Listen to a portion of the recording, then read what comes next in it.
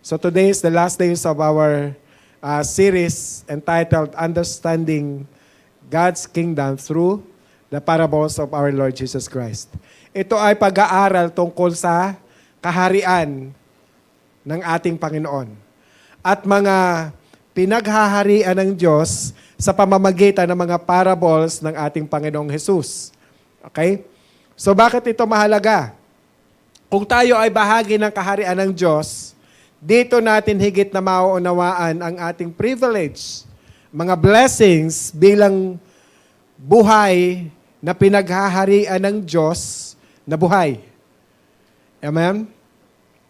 Now, tayo ay niregaluhan ng Diyos ng buhay at kaligtasan.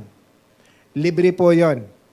Katulad ng araw ngayon? Sunday, di ba?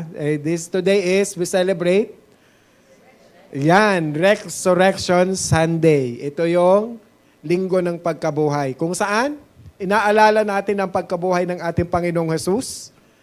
Okay? So, yung regalo na yan ay buhay na tinanggap natin sa ating Panginoon. Kaligtasan.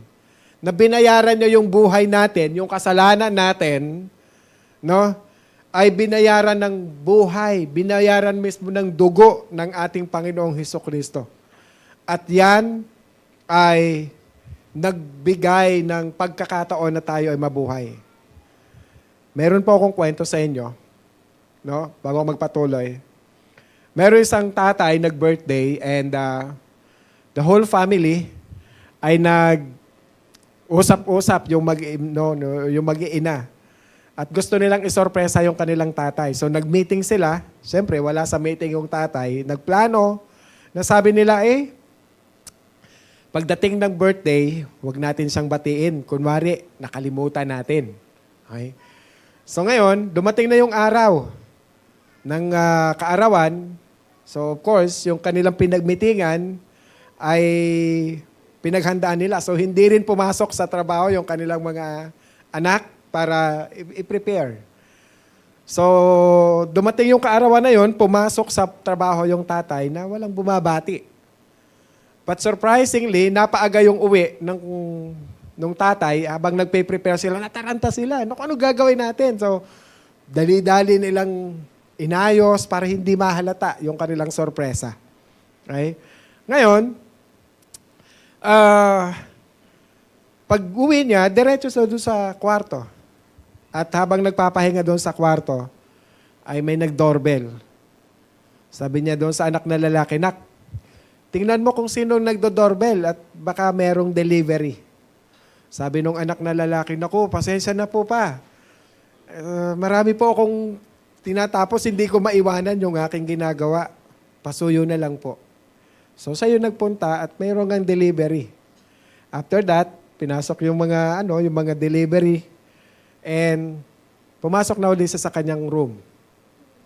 Nangailangan niya ng tubig, kaya nakiusap sa kanyang anak na babae pa. Sa anak na, "Anak, pahingi naman ng water." Sabi niya, "Pa, hindi ko maiwan yung ginagawa ko. Nagmamadali po ito. Rush po ito kasi kailangan ko sa work. Pasuyo lang. No, may client akong hawak. Call center agent pala siya." Okay. So, ngayon, hindi siya nagbigay. So, siya ang kumuha ng sarili niyang tubig. Yung nanay, pinakiusapan niya nung nandun sa room na, "Samahan mo naman ako dito sa kwarto." Sabi niya, "Naku, may rush po tayong order. Kailangan kong tapusin." So tinapos nila lahat. Hindi siya sumunod. Walang sumunod sa kahit isa sa kanila. Okay? So natapos lahat ng preparations. Noong nag-prepare na at lahat prepared na, pumunta sila sa kwarto para gisingin yung kanilang tatay. Excited silang lahat pagpasok doon. Gising na! Gising na kasi may sorpresa nga sila. Sad to say, hindi na nagising yung tatay. Kasi namatay na pala siya. Lungkot, no? Very sad. So lahat ng kanilang preparasyon, lahat ng kanilang pag-aabala, lahat nawala ng saysay.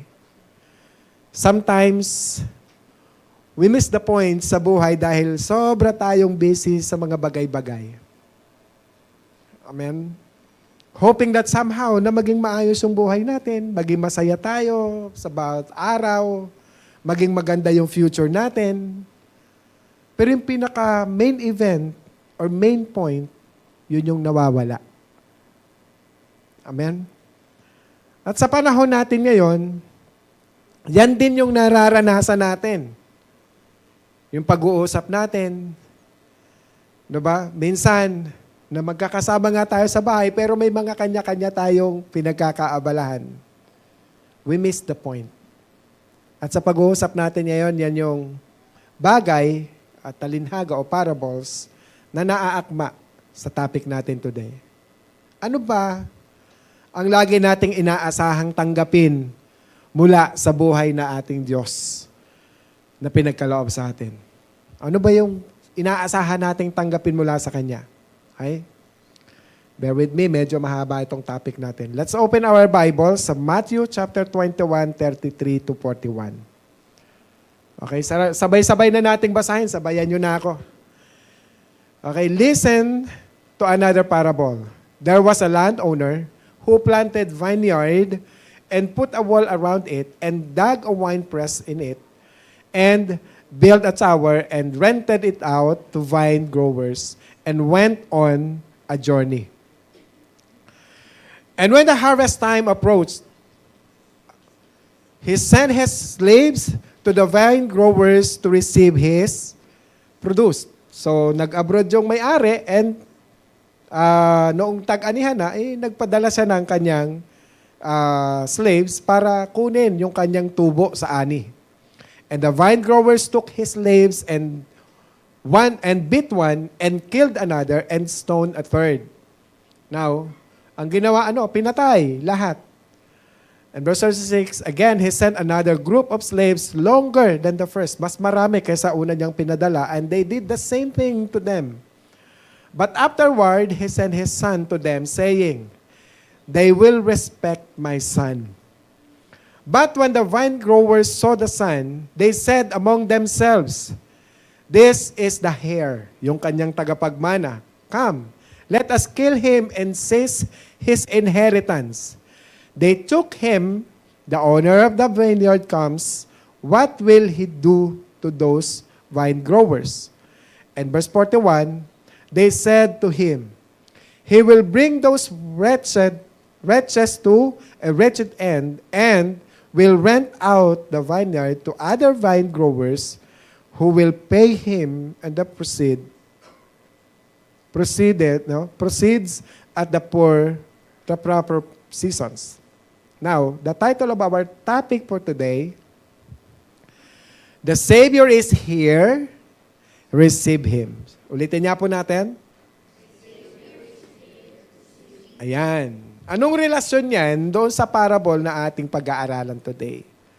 So kung papansinin po ninyo at para maunawaan po nating mabuti, ang Israel ay napakatagal na panahon na nag-aantay ng kanilang tagapagligtas na magtatanggol sa kanila. And actually hanggang ngayon, some of them, ito yung kanilang belief, naghihintay pa sila. Marahil nabasa na natin ito, yung iba naiintindihan naman at alam na ito. Nang Israel ay nasakop ng iba't ibang bansa na mga makapangyarihan. Ang Israel nahati po yan sa dalawa, northern and southern part. Now, kung mapapansin niyo yung northern Israel ay nasakop siya ng Assyrian. At ang southern part naman, ito yung part ng Judah, sinakop naman ito ng Babylonia, nasakop din ng Medo-Persia, ng Gracia, at ng Roma.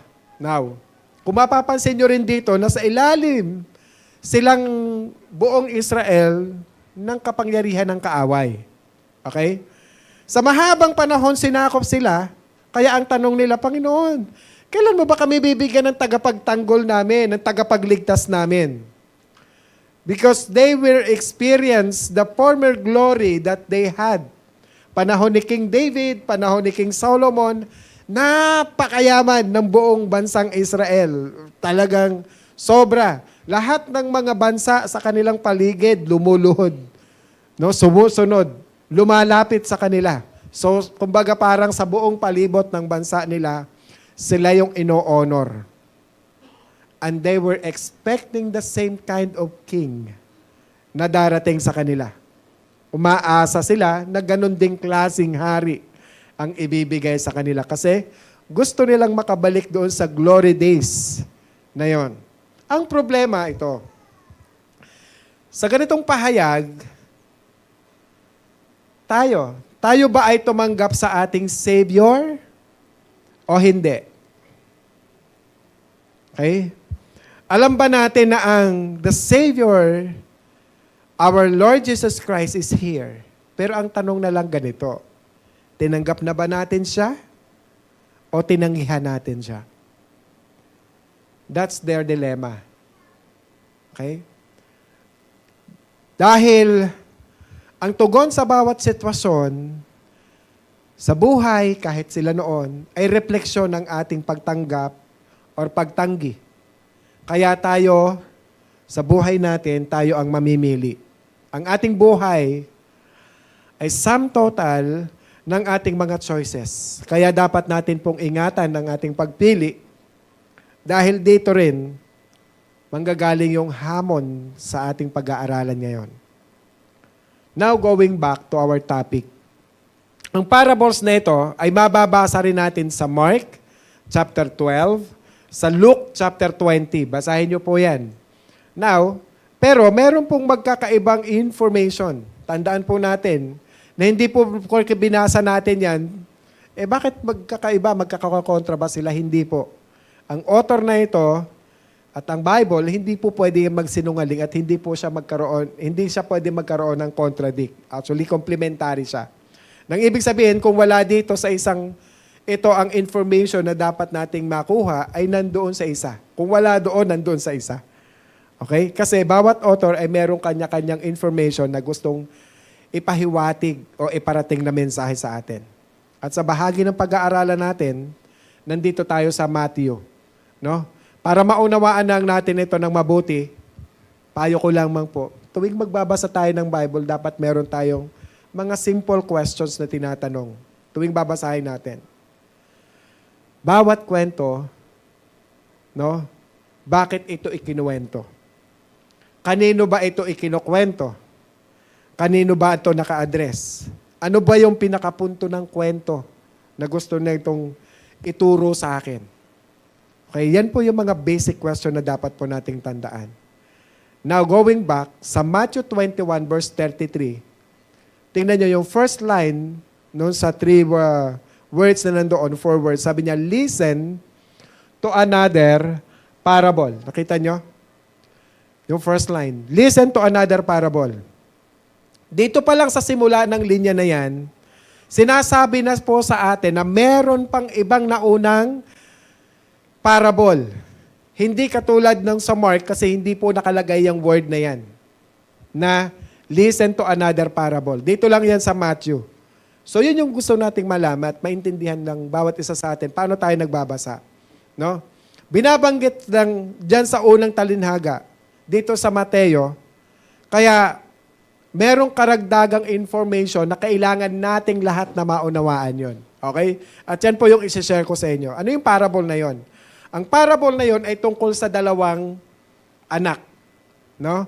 Na yung dalawang anak na ito ay nagsasalarawan kung saan ang tatay sa Matthew 21 verse 28 sabi niya, what do you think? Ang kausap niya dito ay mga priests, mga elders, no? Mga Pharisees and mga Pariseo at mga Skriba. And sabi niya, and he came to the first and said, Son, go work today in the vineyard. Now, inutusan ng tatay ang kanyang anak na pumunta ka doon sa ubasan at magtrabaho ka. At sa verse 29, ang sabi, I will not. But afterward, he regretted and he went. Hindi ako pupunta, but eventually later on, pumunta pa rin siya. Ngayon, nagtanong si Jesus. Okay, the man, at sa verse 30, yung tatay ay pumunta sa pangalawang anak. At nagsabi, Pumunta ka doon sa bukid at magtrabaho ka. At ang sabi naman ng anak na pangalawa, yes, I will, sir. Pero, anong sabi? Hindi siya pumunta. He did not go. Ngayon, ang tanong ni Jesus doon sa kanila, verse 31, which of the two did the will of his father? And they said, anong sagot? Sino ang sumunod sa will ng father? Yung unang anak. Okay? Now, sabi ni Jesus sa kanila, truly I say to you that the tax collectors and prostitutes will get into the kingdom of God before you. Bibitinin ko po kayo dito kasi babalikan po natin yan dahil meron po yung kadugtong na sa susunod na parable. Okay? Ang tinanong ng Panginoon dito, yung chief priest and elders. Okay? Kaya ang sagot noong chief priest, sino ba yung sumunod doon sa father? Yung unang anak. Okay? Mamaya, babalikan natin yan. Okay? So, bakit ko yan kinukwento? Merong karugtong yan.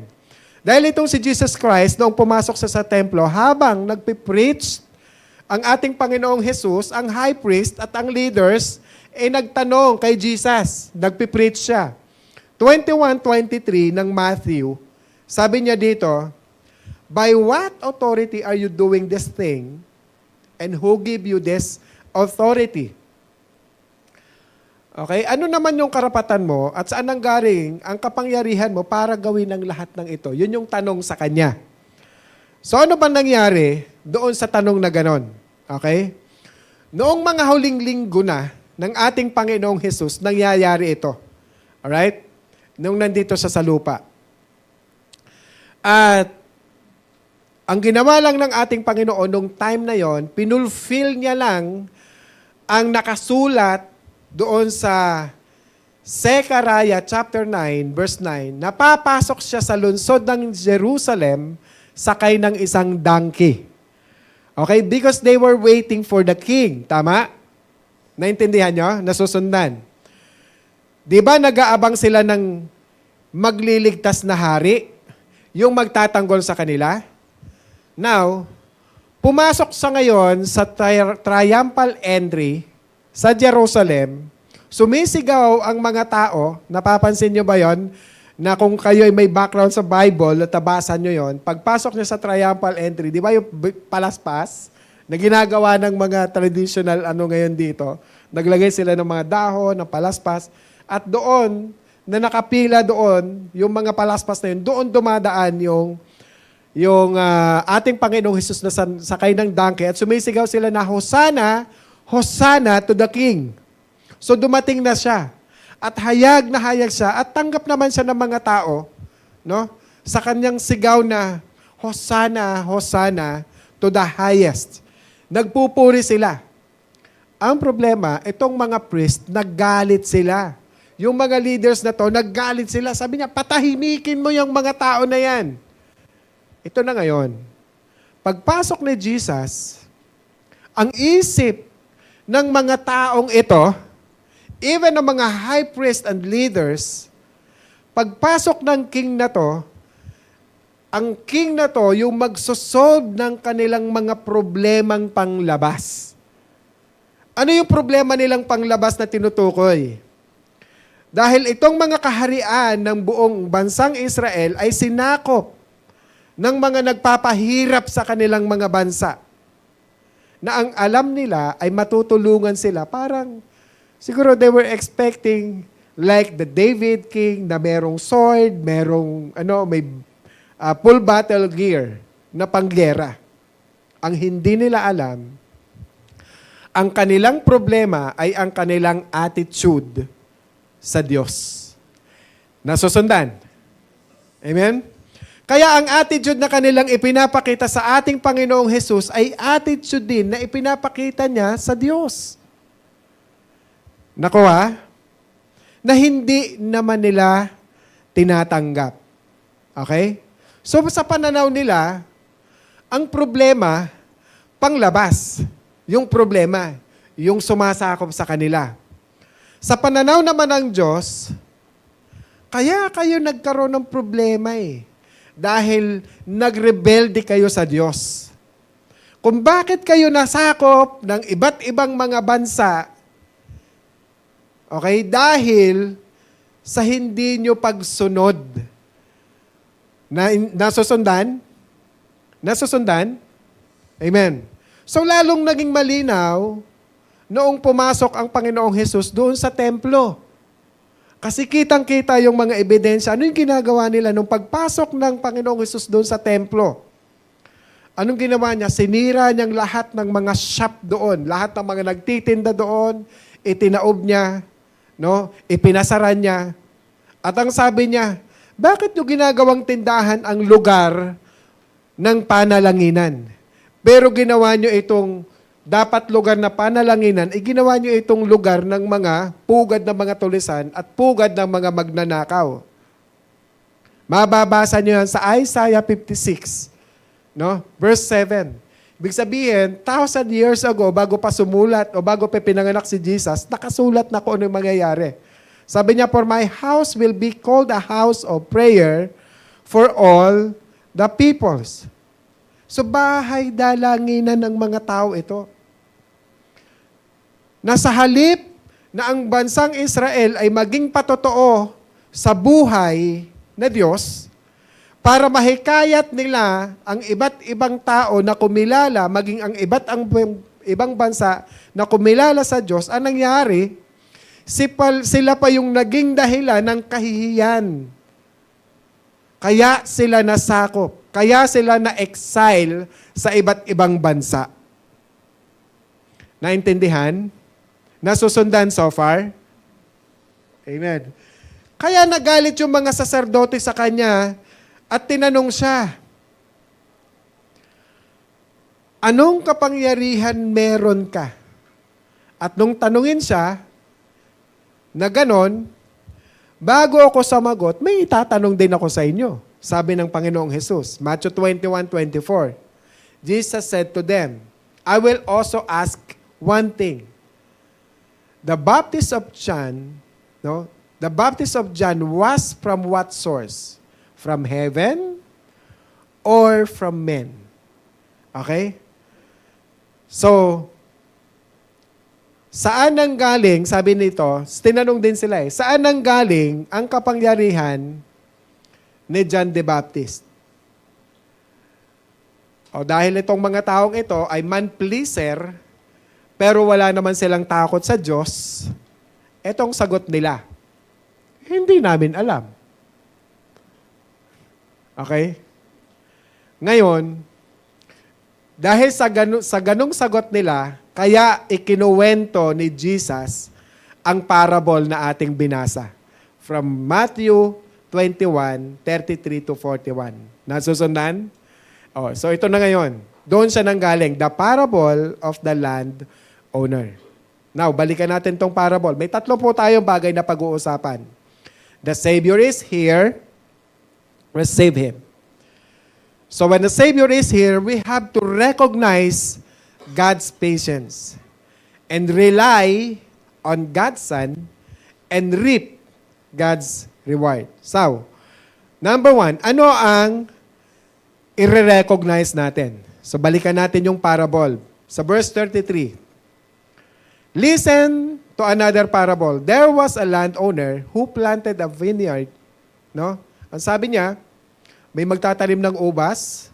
No? Pinalagyan niya ito ng bakod. No? At pinagawa rin ng pisaan ng ubas. Pati yung processing, ipinagawa na ng Panginoon o pinagawa na ng may-ari. Pati na rin yung tower, nagpagawa na rin siya doon. Maybe doon sa tower na yon, nandoon din yung guard. At pinaupahan sa mga magsasaka ng vine growers. At nagpunta na siya sa ibang bansa. Sabi doon sa ibang translation. So makinig po kayo mabuti. Ang istorya po na ito ay very familiar sa kanila. Kasi kabisado ng mga priests at ng mga leaders ang Old Testament. Nilalagay pa nga nila yan dito, kinakabisado nila yan.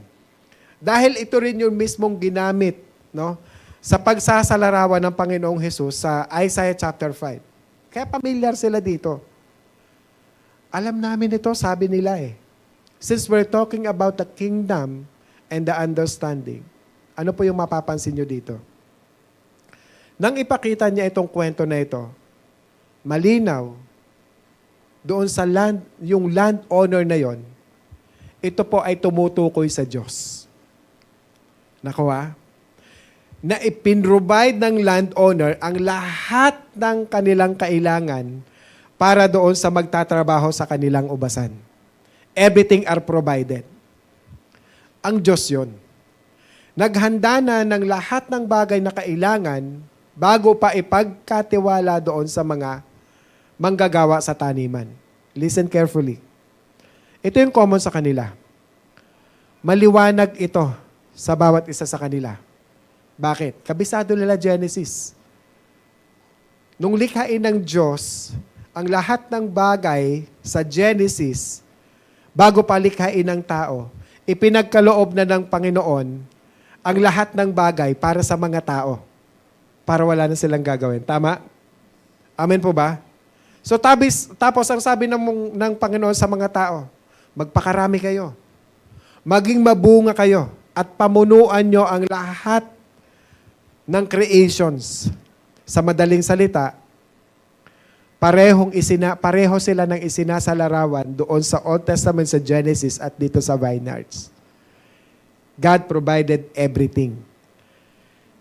Amen? Nasusundan? Okay. Na sinabi niya dito na ito na ang Panginoong Diyos. Ito na ang kanyang kaharian. That the kingdom of God is a gracious kingdom. Amen? Why? Because the beauty of goodness of the kingdom of God are as beautiful and as good as God Himself. Yun yung kagandahan. Kaya dito palang ipinahayag na ng Diyos na well-provided na. Ibinigay na ng Diyos ang lahat ng bagay para sa ating kailangan.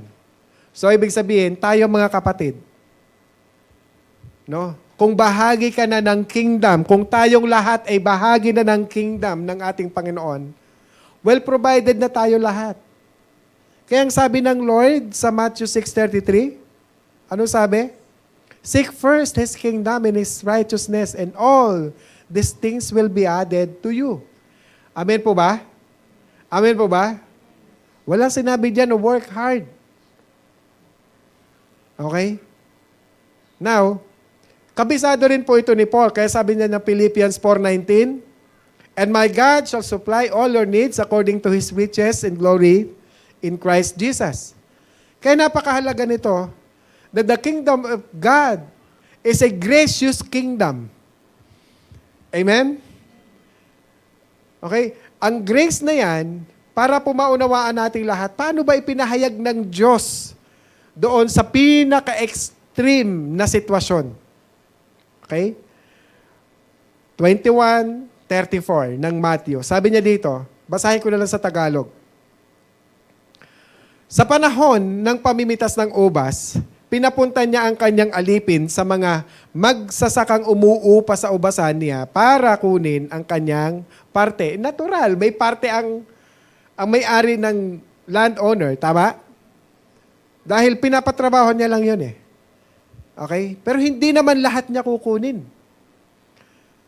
Kasi kumbaga parang 10% lang yung kukunin niya at sa mga nagtrabaho doon, yung 90% kanila na. Amen?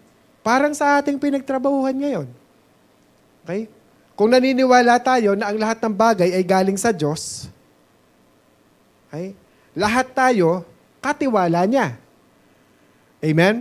Lahat ng bagay na meron tayo sa Kanya. Amen? Amen po ba? Siyempre, God is expecting from us in return. Ano yung ina-expect ng Diyos sa atin? Dahil lahat ng bagay pinagtiwala at ibinigay ng Diyos sa atin, mag-expect si God ng return. Ganito rin ang kwento na yan. Sa verse 35, ang sabi niya, yung mga ipinadala na alipin, anong ginawa? Ginulpi, pinatay, pinagbabato. Anong ibig sabihin ng ginawa nila? Okay? Ay hindi kami.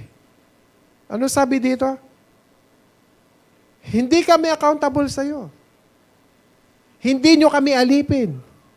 Huwag nyo na kaming pangunahan. Bahala na kami sa aming buhay. Hindi namin ibibigay sa iyo ang karangalan. Tinatanggihan namin ang iyong kapangyarihan, ang iyong kaharian.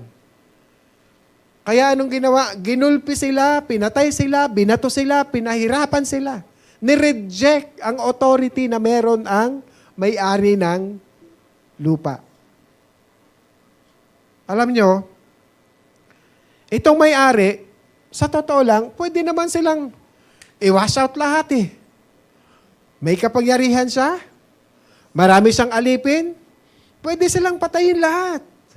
Maya naman siya eh. Pero nung ginawa niya, verse 36 again, inulit pa.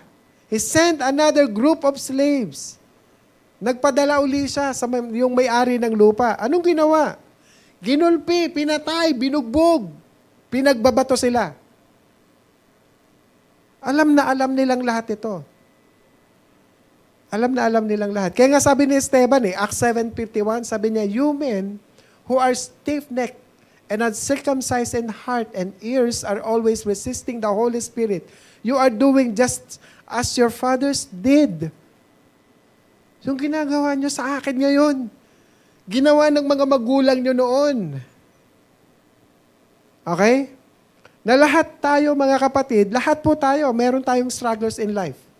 Dahil kung belong tayo sa kingdom of God, ang Diyos na pasensyoso, na naghahari sa atin, naaapektuhan yung puso natin, yung pagkatao natin. Tama? Amen? Yung Diyos na pasensyoso, ibig sabihin yung patience ng ating Panginoon, kapag tayo nagsa-struggle, let's say may temptation, struggle tayo, ibig sabihin, yung patience ng Lord, yung spirit na yun ng Lord, naapektuhan yung pagkatao natin. Kaya nagkakaroon tayo ng struggle. Kaya yung grace lang ng Panginoon, na kapag naipanalo natin ito, because of His grace. Kung bakit tayo nananalo sa temptation? Because of the power of the Holy Spirit and His grace. Amen? Sino sa atin dito yung nagkakaroon ng struggle in life? Yes, all of us. Every day is a battle day for us. Na kung wala ang ating Panginoon, wala yung pasensya ng Diyos, yung patience ng Lord. You see, pwede niyang patayin lahat eh. Pwede niyang saktan lahat. Pero hindi niya ginawa. Yun yung patience ng ating Panginoon para sa atin. Lahat yan ay patience. Kaya we have to recognize God's patience. Yun yung ibig sabihin na pagtanggap natin sa ating Savior na dumating. Amen? Sa itanggapin natin, we recognize His presence. Pakakaingat tayo na hindi dahil malaya ka na, tinanggap mo na si Kristo, okay ka na. Hindi, don't abuse. Huwag ka mag-relax. Dahil ang totoong kapahayagan ng pasensya ng Diyos ay napapahayag rin, ay huwag nating pabayaan. Parang sinasabi dito sa Romans, na kapag natanggap na natin ang kaligtasan na to, yung grace, yung patience ng Lord na yon, ang sabi dito, or do you think lightly of the riches of His kindness and tolerance and patience, not knowing that the kindness of God leads you to repentance? Tayo. Don't allow, wag tayong maging lax. Ibig sabihin dito, wag tayong mag-relax. Because the battle is still there. Amen? Magbagong buhay tayo ayon sa kaluwalhatian ng Diyos. Kaya kung sabi ng Panginoon na kahit ano man gawin natin, tapos feeling mo, pinagpapala ka pa rin kahit na may mali kang ginagawa, magre-relax ka lang, oh no. Hindi ang basihan ng kaligtasan natin ay ang comfortable life na nararanasan natin. Amen? Kaya sabi niya sa verse 5, basahin ko sa Tagalog, Romans 2:5, sabi niya, ngunit dahil matigas ang ulo mo at ayaw mong magsisi at tumalikod sa iyong mga kasalanan, pinabibigat mo ang parusa ng Diyos sa iyo sa araw na ihayag niya ang kanyang puot at makatarungang paghatol sapagkat ibinigay ng Diyos sa bawat isa o ibibigay ng Diyos sa bawat isa ang nararapat ayon sa kanyang mga ginawa. Naintindihan nyo? Parang kwento dito ni Asaph sa Psalm 73. Na kung nabasa nito, parang nagyayabang pa sila. Yung mga ginagawa nila kahit mali, feeling nila pinagpapala sila. Na tayo naman, sinasabi natin, bakit sino pa yung mga nagpapasok ng pera sa mali-maleta? Parang sila pa yung malayang gumawa ng, di ba? Ang naglilitis sa kapwa gumagawa ng mali ay ang gumagawa rin ng kamalian? Na parang tanong natin mga Kristiyano, bakit sila pa yung gumagawa ng masama? Parang sila pa yung pinagpapala. Teka muna. Lagi po nating tatandaan, kung sino yung masasama, hindi nila alam na nailagay na sila sa isang sitwasyon na isang slit lang ay pwedeng hindi na sila makabawi. And it will lead them their life of destruction. Kaya mga kapatid, better to recognize the patience of God. We have to recognize the patience of God. Ang haba ng pasensya ng Diyos sa atin. Kaya magpasalamat tayo na sa ilang taon ng lumipas, hindi pa tayo hinuhusgahan ng Diyos. Praise God.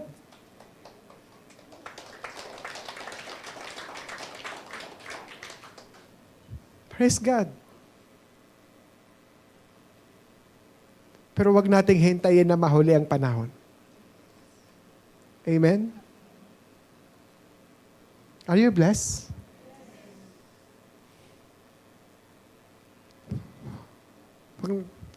Di ba lagi ko sinasabi, sometimes my move, my act is just like, is my last day. Kasi baka hindi na dumating yung bukas eh. Minsan nga napapan, Lord, kunin mo na lang. Parang, ha? Kasi I do believe lahat ng bagay na meron ako, even my family, it's not mine. Pinagtiwala lang ng Diyos sa akin.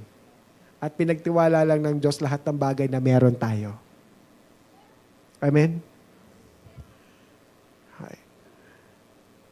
Now, number 2, rely on God's Son. Saan tayo magre-rely? Matthew 21 verse 40.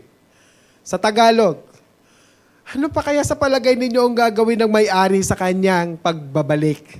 Okay? Tanong ni Jesus.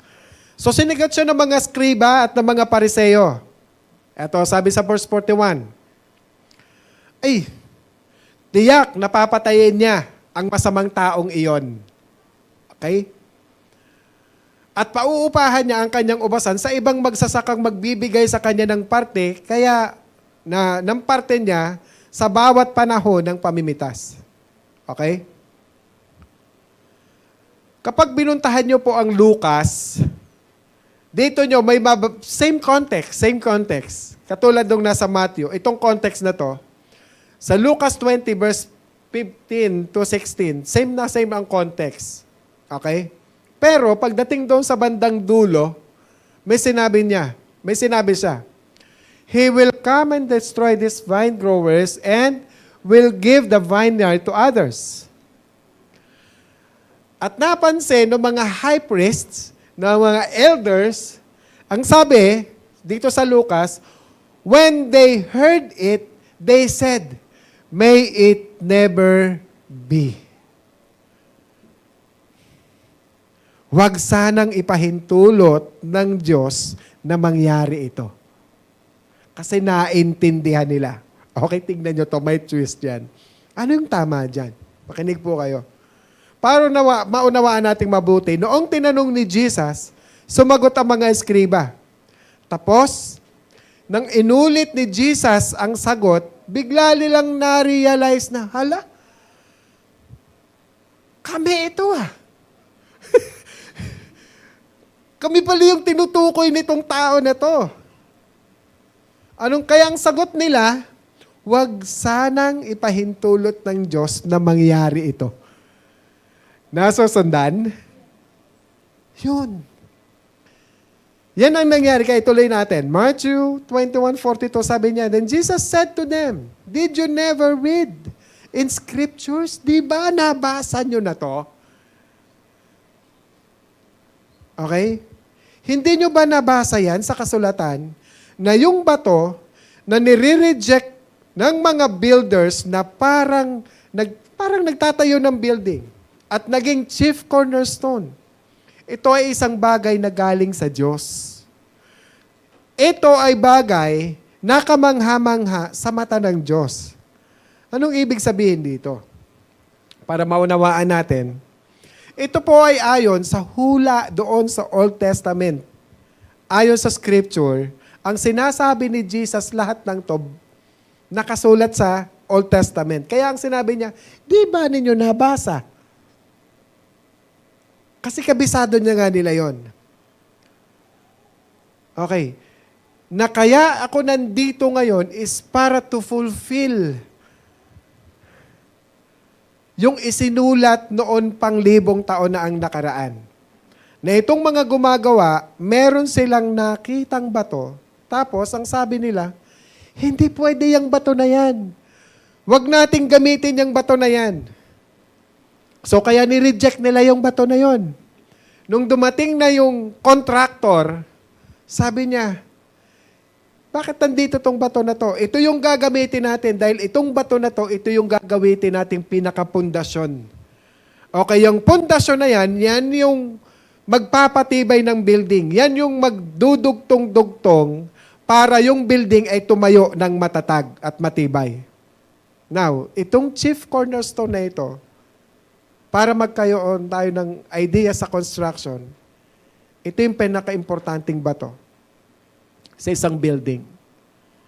Katulad ng building na to, yan yung pundasyon para ito tumindig. Amen? Kumbaga,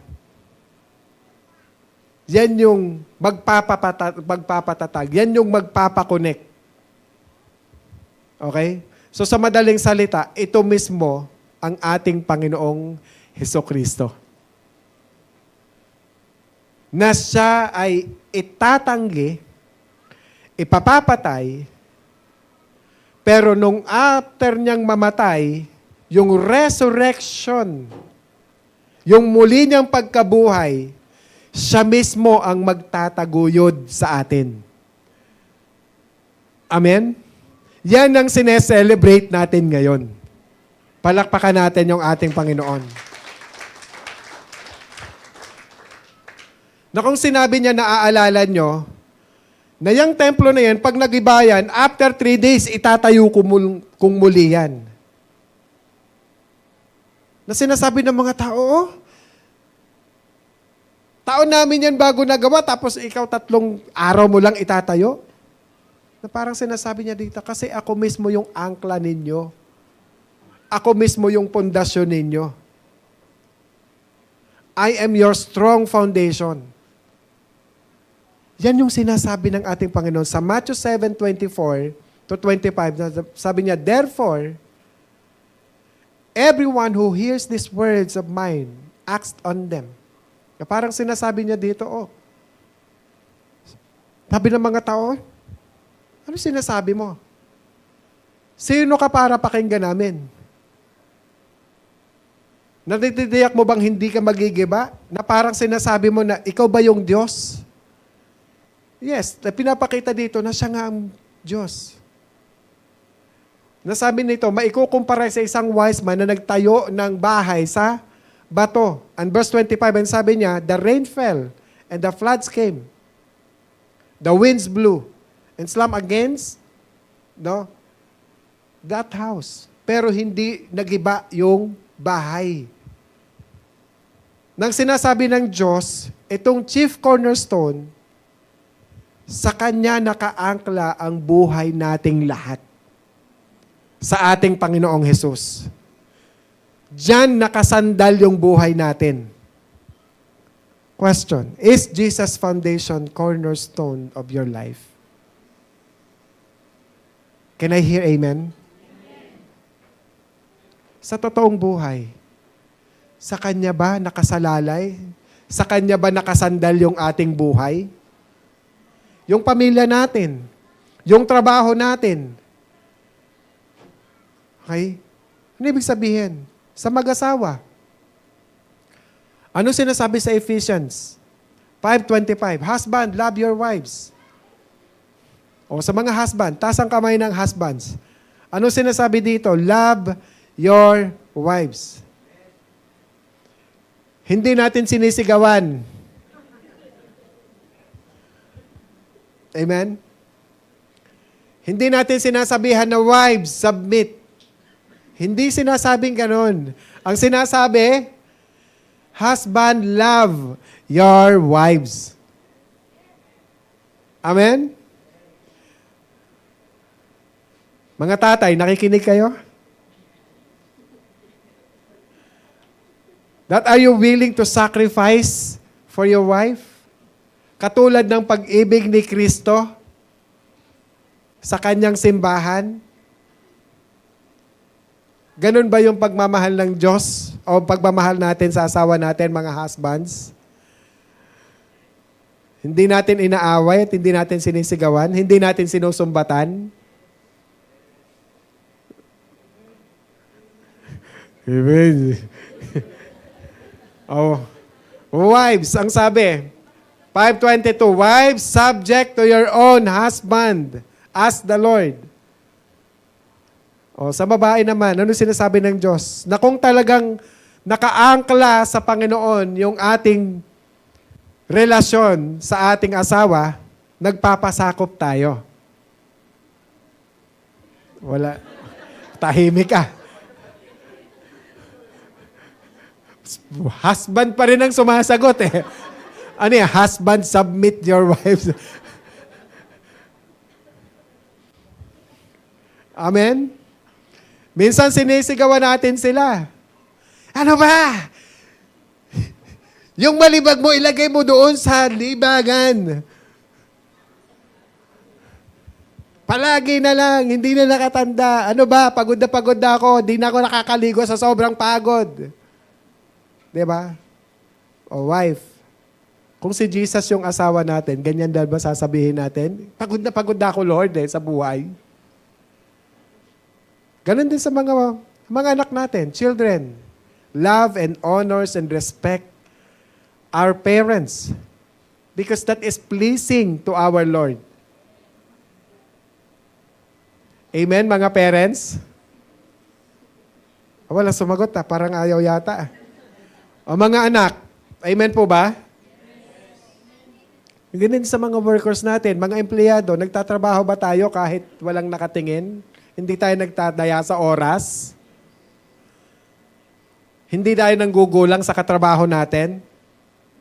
Ginagawa natin lahat ito dahil nakaangkla tayo sa ating Panginoong Hesus.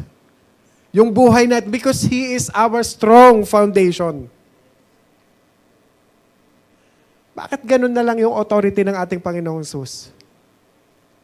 Dahil siya ang tumutupad sa hula doon sa Old Testament na sinasabi niya dito. Sa Psalm 118:22-23, the stone which the builders rejected has become a chief cornerstone. And this is the Lord's doing. It is marvelous in our eyes. Makinig po kayo. Hindi po ito inimbento ng ating Panginoong Hesus, kundi ito ay isinakatuparan ng ating Panginoong Hesus or pinulfill ng ating Panginoong Hesus 1,000 taon nang lumipas. Kaya anong sinasabi niya? Ako yung katuparan ngayon, ako pa rin ang katuparan noon, at ako pa rin ang magiging katuparan bukas. Amen. Jesus is the same today, tomorrow, and forever. Okay? Rely on God's Son. We rely on our God. Kaya pinagtibay yan ng ating Panginoong Hesus. Anong ibig niya sabihin na mag-rely? Na kapag binalikan po natin sa Matthew 21:37, but sabi niya dito, kaya malinaw ito na sinasabi ng ating Panginoon sa Kristo. Anong sinasabi ni Lord? Afterward, He sent His Son to them, saying, they will respect my Son. Ano sinabi niya ulit? They will respect my Son. John 5:22-23. Sa katunayan, ito pakinggan nyo itong mabuti ha. Hindi ang ama ang hahatol sa mga tao, kundi ang kanyang, sino? Anak. Dahil ibinigay niya sa anak ang buong kapangyarihan na humatol, yung authority, nasa ating Panginoong Hesus. And verse 23, upang parangalan ng lahat ang anak tulad ng pagpaparangal nila sa Ama. Kaya hindi nagpaparangal sa anak ay hindi rin nagpaparangal sa Ama na nagsugo sa Kanya. Amen?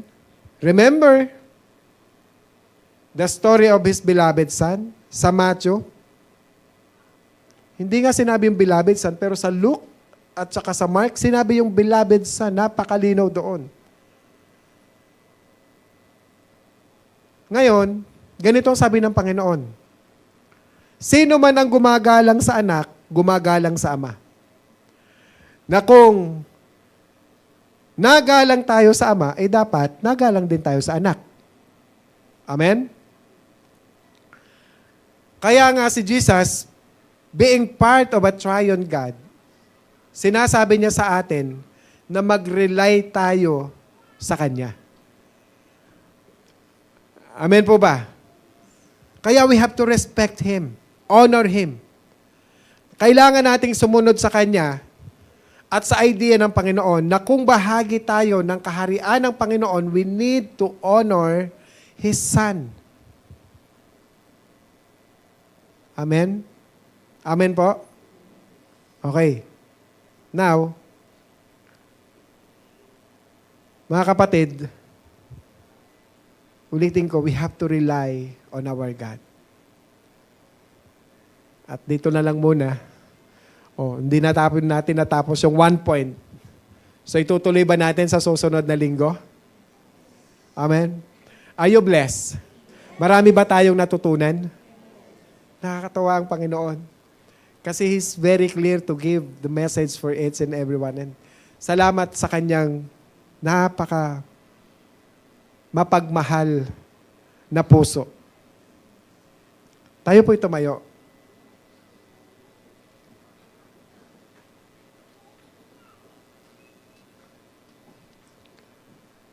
In our life, we need to recognize ang pagiging pasensyoso ng ating Panginoon. Mapalad tayo na hindi niya hinahayaan na tayo ay mawala dito sa mundo na hindi nakakapagsisi. God's patience for each and everyone dahil sa dami namin natin ng mga kasalanan everyday na nagagawa natin. Sobrang pasensyoso ng ating Panginoon. And thank you, Lord, thank you God for His grace and His mercy na He always give us a chance magrepent, magsisi, at tumalikod sa mga bagay na hindi ka nais-nais sa ating buhay. Mga kapatid, hindi ko kayo nakikita kung wala kayo dito sa church. Hindi ko kayo makikita. Hindi ko kayo kayang bantayan. But the Holy Spirit, the presence of our Lord Jesus, na tinanggap natin sa ating Panginoon, yun yung nagbabantay sa atin. At yun yung nagpapaalala sa atin na, anak, ano man ang temptation mo at nagsastruggle ka, magtiwala ka sa akin, hindi kita pababayaan. Ayaw kong manatili kang madumi. Na kaya tayo nagsastruggle sa buhay because the presence of His patience is there. And thank you, Lord, for that struggle. The moment na nagsastruggle tayo, the presence of God is in you. And He will never, ever leave you. And He will never forsake you. His presence is with you to take care of you. Kaya may choice ka para talikuran, para mag-say no to sin. Amen. Kapatid,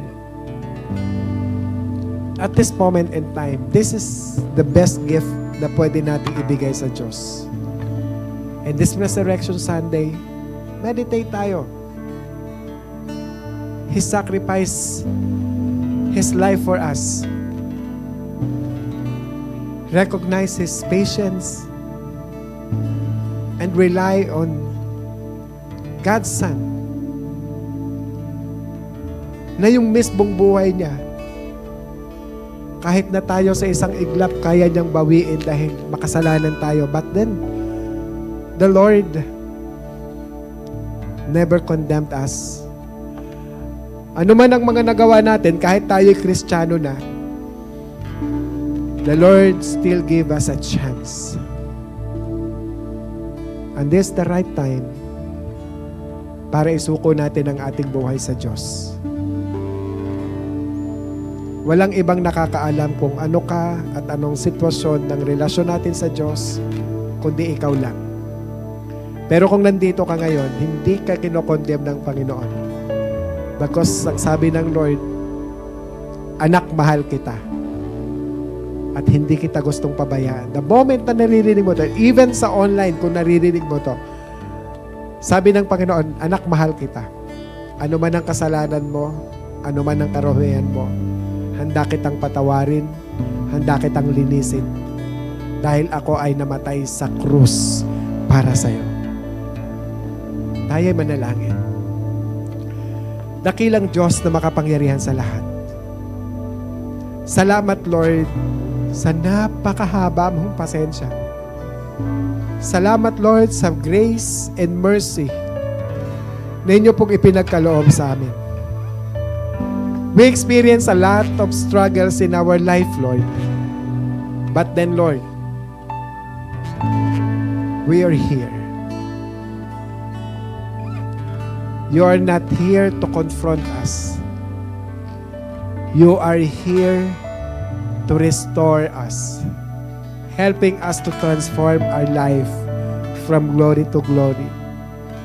For us to live a holy life. In our daily living, Lord, ang presensya mo ang kasama namin. Ang pag-ibig mo ang nararamdaman namin. Yung struggle na to, Lord, hindi po ito pinaparamdam sa amin para i-condemn kami. Para i-convict kami. Kundi para i-remind kami that, hey son, deal your sin and go and accept my loving to you, my presence, my Holy Spirit, helping you to transform you. And Lord, salamat sa iyong paggabay at pag-unawa sa amin, Panginoon. Saturate our heart, Lord, with your holiness, O God. With your righteousness, O Lord God. Ano bang struggles namin sa buhay, whether emotions, mental, physical, spiritual struggles, Lord. Lord, thank you for reminding us that your patience is enough for us to really understand that you are alive in my life, in our life. Thank you, Lord, for the realization. Thank you, Lord, for the reminders that we, all of us, you love us so much, Lord. And for those of you who are here for the first time, that if you are not so sure na ang presensya ng Diyos ay lagi mong kasama, raise your hands and I'll pray for you. You struggle in your life. Feeling mo, sometimes you feel alone. Sometimes you feel out of nowhere ka. Sometimes you struggle ka. Sometimes you're confused. Sometimes you don't know what to do. Hindi mo alam ang direction mo. Raise your hands and I'm gonna pray for you. Come on. Yes. Thank you, Lord. Father, nakikita mo po yung nagtataas at susuko ng sarili sa inyo. I pray to you right now, O God, whatever struggles na kanilang dinadaanan right now, we pray that your presence remain in them, in their heart, in their soul, for them to be reminded all the time na sila po, ang buhay nila ay nasa iyong mga kamay na hindi mo na po sila pababayaan, Panginoon, na mag-struggle muli sa kung ano mang kanilang pinagdadaanan. Bagkus ang struggles na to, Lord, right now, we pray victorious na sila. Because of your help, because of the wisdom and the understanding and the clear message, Lord, na binibigay mo po sa kanila. Thank you, Lord God, for the victorious life na pinagkaloob mo po sa kanila. And if you're here for the first time, na wala ka pang malalim na relasyon sa Diyos, raise your hand. Because this is the right time for you to have a good relationship and right relationship with the Lord. Taas mo yung iyong kamay and I'm gonna pray for you. Yes. Thank you, Lord. Thank you, Lord. Raise your hands. If you feel, Lord, hindi kita masyadong kilala pero gusto kitang makilala. At gusto ko pong makilala niyo ako ng lubusan.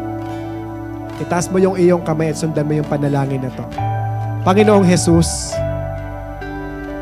narito ako na nagtataas ng kamay sa iyo. Ina-acknowledge ko, Panginoon, ako po ay makasalanan. Marami po akong nagawang pagkakamali sa buhay. Sinasadya ko man po ito, Panginoon, o hindi, patawarin niyo po ako. At sa mga oras na ito, Lord God, naintindihan ko yung lahat ng mga sakripisyo mo po sa akin. Lahat ng napakahabang pasensya mo po sa akin dahil madalas hindi ako sumusunod. But ngayon, Panginoon, dinideklara ko ay tinatanggap kita bilang aking Panginoon at tagapagligtas. Ikaw na po ang magmay-ari ng aking buhay. Ikaw na ang aking Panginoon. Ikaw na ang masusunod. At mula ngayon, iligtas mo po ako at itala mo po at ilista ang aking pangalan sa aklat ng buhay. Salamat, Panginoong Jesus. Ito ang aking dalangin sa pangalan ni Jesus. Amen. Okay? Amen. Are we blessed? Amen? Pwede palakpakan natin ang ating Panginoon. You're invited. Every Sunday is an opportunity to encounter God's presence. Join us for worship, the Word, and fellowship.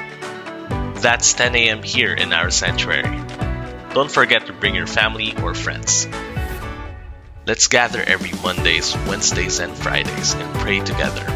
You can join via Zoom every 5 a.m. You can reach out to Brother Nemar or Sister Bing for your prayer requests. We strongly believe that God hears our prayers, and we also gather together as a whole congregation every first Friday of every month to pray for our church, nation, and the like. That's 8 to 9 p.m. here in our sanctuary. Want to be part of a circle who will pray for you as you do life together?